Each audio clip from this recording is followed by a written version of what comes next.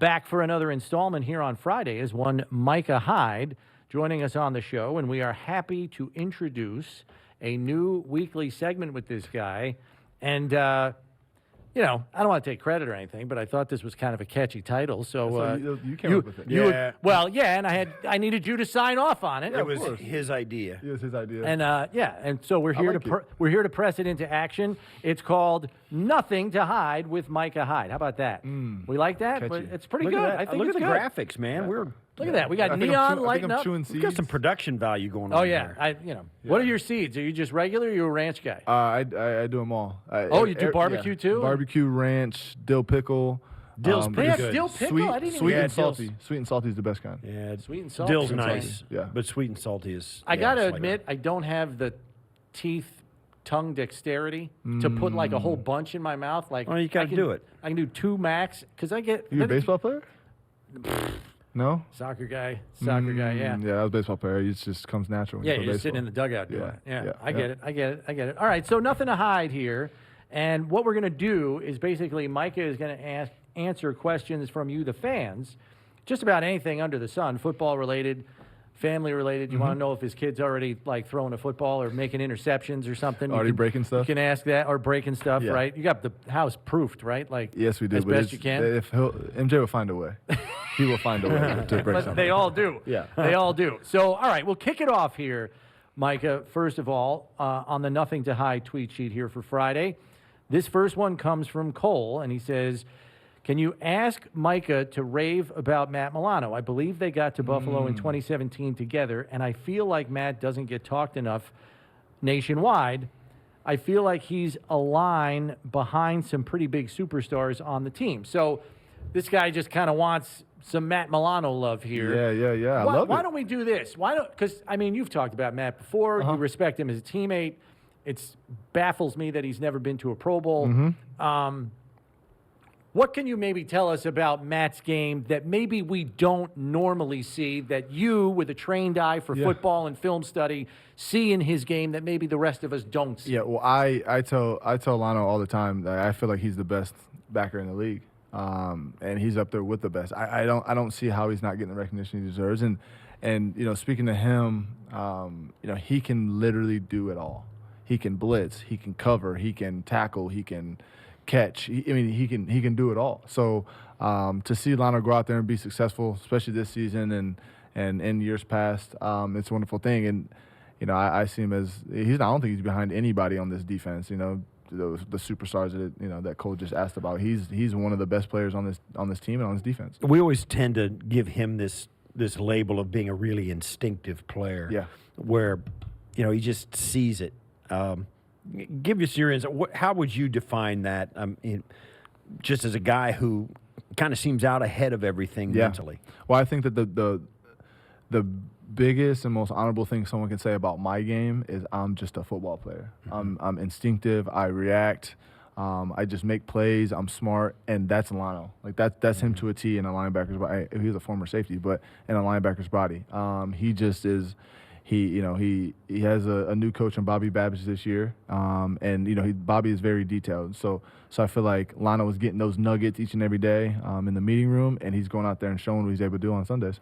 So this is a nickname I had not heard before. Lano, is that what we're calling him? Like, I call him. Just shorten it up. Or? Tomorrow might be something different. I call him Lano. I call him Lonnie. I call him Lonnie, okay. Yeah, Matty Boy. I right. call him anything. You know, it's just right, whatever I feel like calling him that day. I know he's a quiet. He's a quiet He's not dude. though. He's not though. Oh, he's not? Because he strikes me as being a guy like whatever you holler at, he's like the dog that comes to any name. Yeah, Lano is, other than Isaiah McKenzie, which we all know about, Lil Dirty, Lano might be the biggest junk talker within the team. On the field or just in no, practice? within the locker room. Okay. Seriously? Oh yeah, he always has something to say. And if something happens, and you know, say I make a wrong call or something and walk through or something, he'll study to he let you know. starts chirping. Yeah. I'm putting Matt Milano's business out there because he needs to hear this. Wow. Yeah. Okay. He started being held accountable. Yeah. What, Yeah. so how much does it come up that?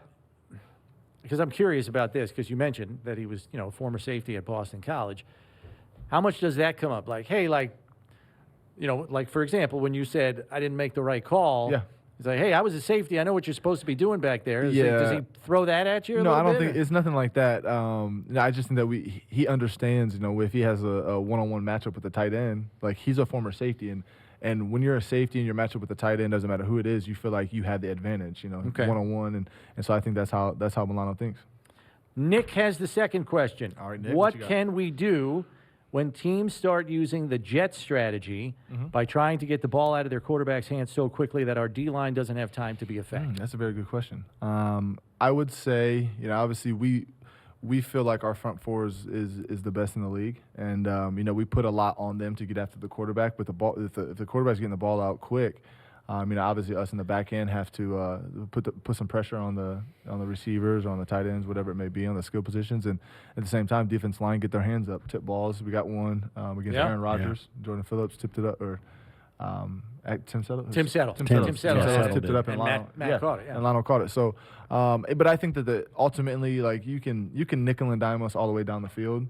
But I think that the best part about our defense and what we've been doing since 2017 is not giving up big plays, and whenever that offense makes a mistake, capitalize on it and take the ball away. And if you force field goals, especially with the offense that we have, we're going to win most ball games. Yeah, one of the things about it is in the league today, it used to be way back in the, even before my time, it's like you got to run it and you got to stop the run. Nowadays, it's like you got to get after the passer and you got to create turnovers. 100%. You scheme that way, right? I mean, and it's a conversation that's ongoing. And give us some insight as to how the guys in the back end of the defense say, listen, if this happens, we can get one right here, kind of thing.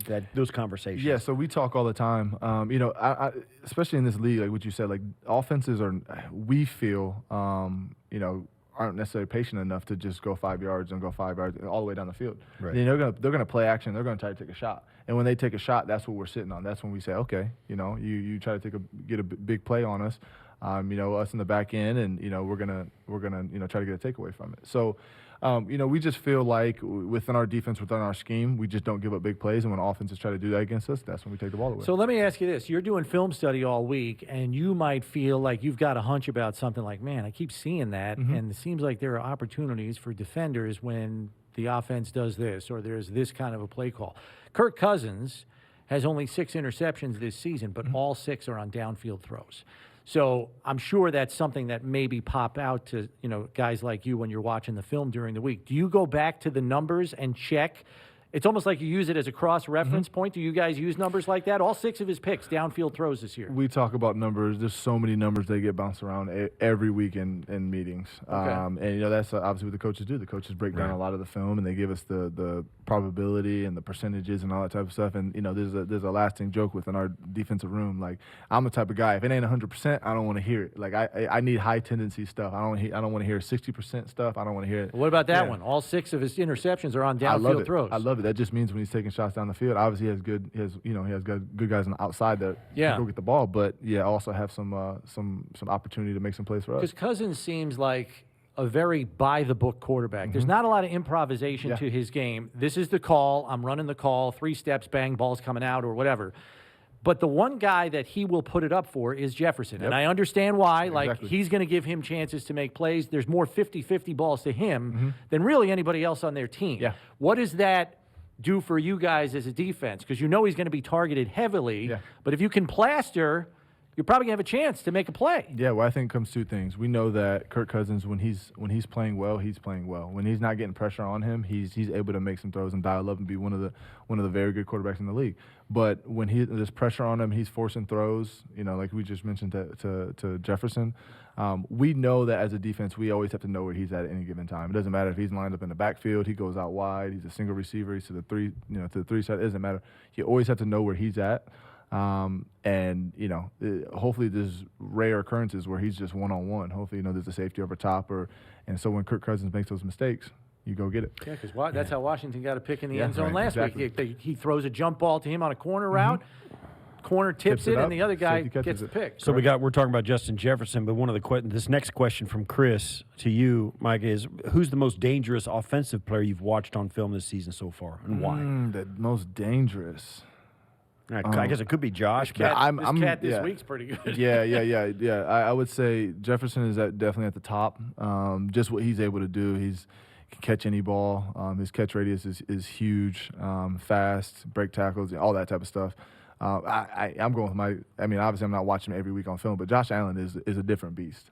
Josh Allen is somebody that you cannot account for on every single play. Like he can, if you try to sit back and he can get out there and run the ball, he can throw the ball, he can do it all. So I would say Josh Allen being the best offensive player in the league. Yeah, the thing is, and I've seen it happen. We saw it.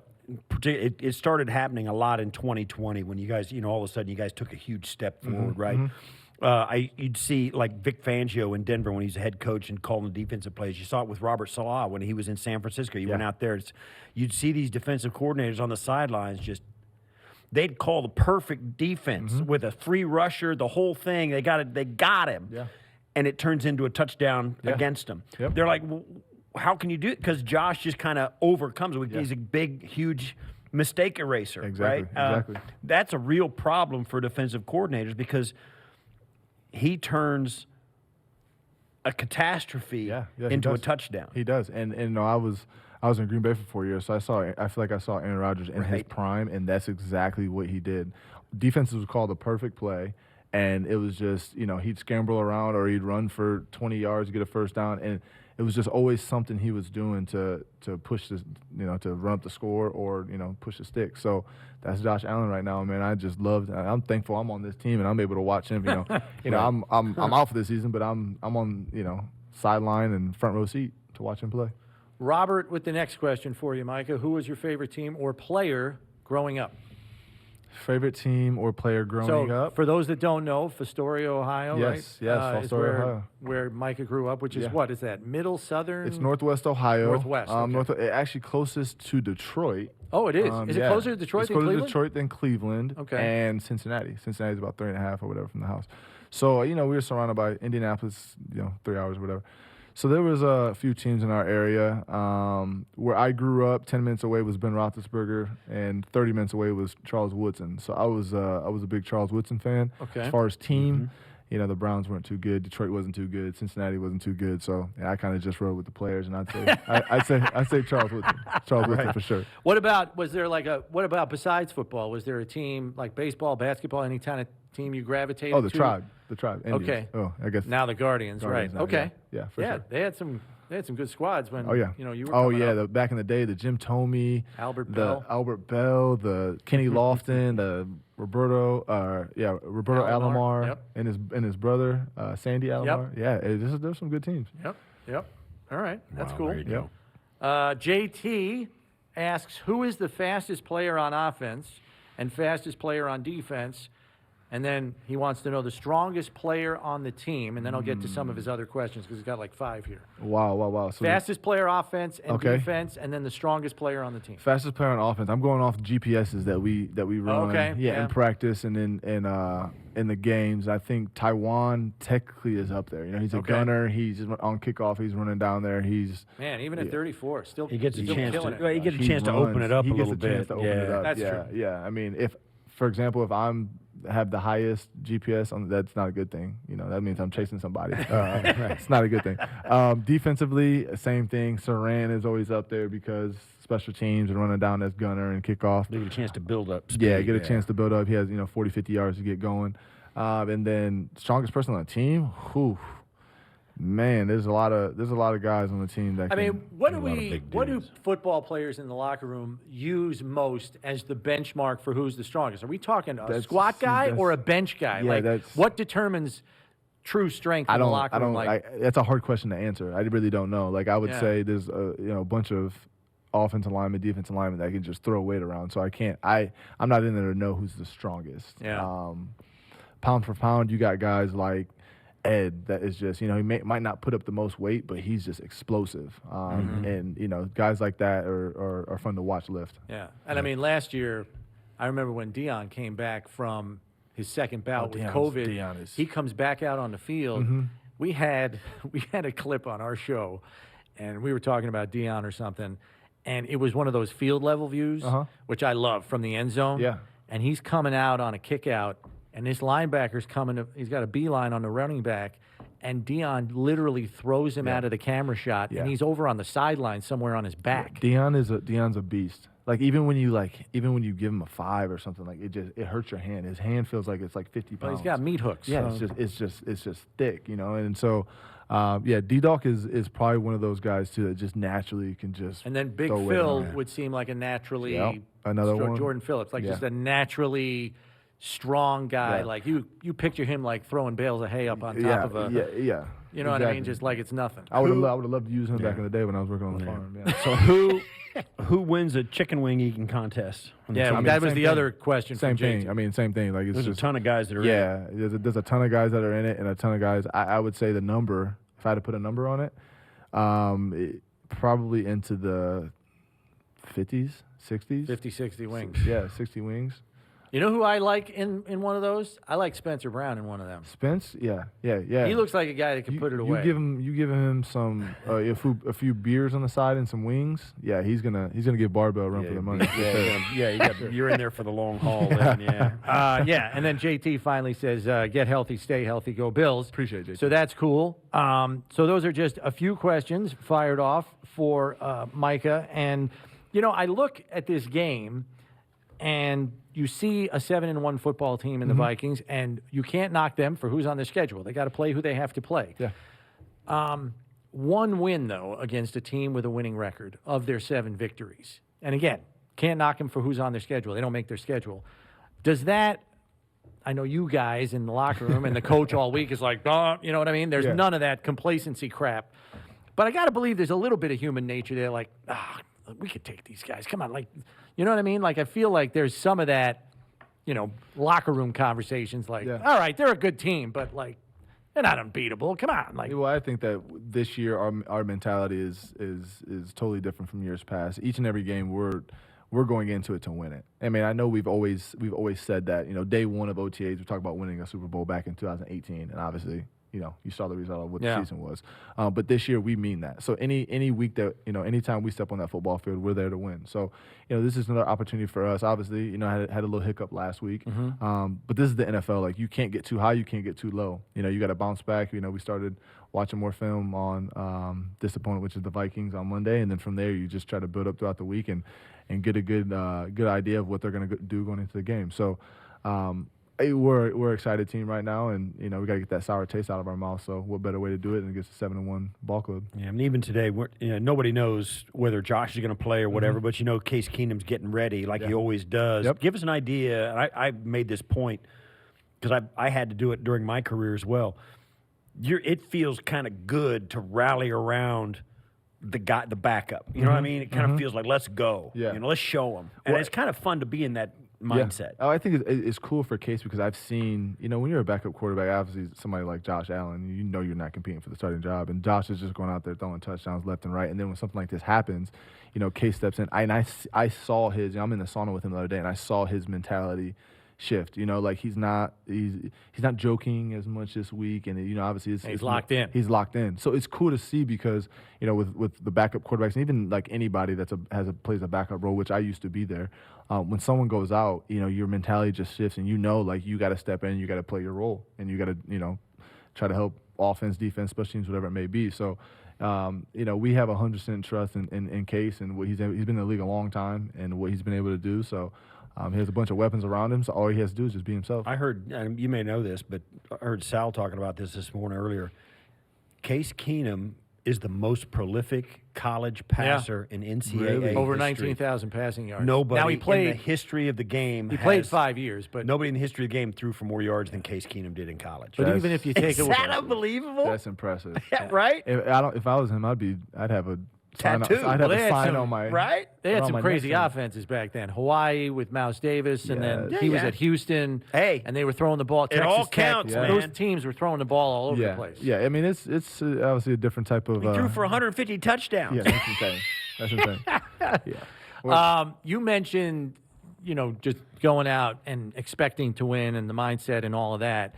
I think for fans on a week-to-week basis, they grip when they look at the standings because Yeah. it's a race now. You guys are at the top of it right now, and thankfully you have critical conference wins over Tennessee, Kansas City, and Baltimore, who are all division leaders, respectively, along with you guys. But they see 0-2 in the division, and fans are like, oh, my God. But it's like you got 4 division games left. 3 of them are at home, so there's plenty of ground. Do you guys, like this playoff picture stuff, I got to imagine you guys got tunnel vision, your head's down, and you're just worried about the next game. You're not even looking at this stuff. Just focus on the next game and then pick your head up at the end of the season kind of thing and see where you're at? Is that kind of what it is? That's 1,000% what it is. And it's if you get caught up in all the playoff picture, I think it's week 10 right now? Yeah.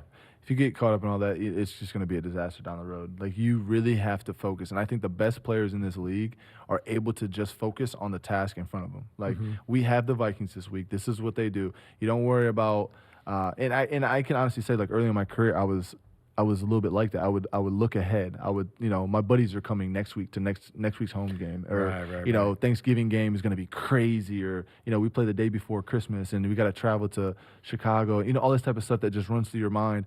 And I've realized that obviously being in the league a long time, and the best guys in this league, the most elite players, just focus on the day. What do you have to do today to get better? And we can't live in that outside world of being up and down. We lost last week, we got to dread about it, and we got to go out here this week and it's a must win. All that, like, we don't think like that. Like, it's totally different.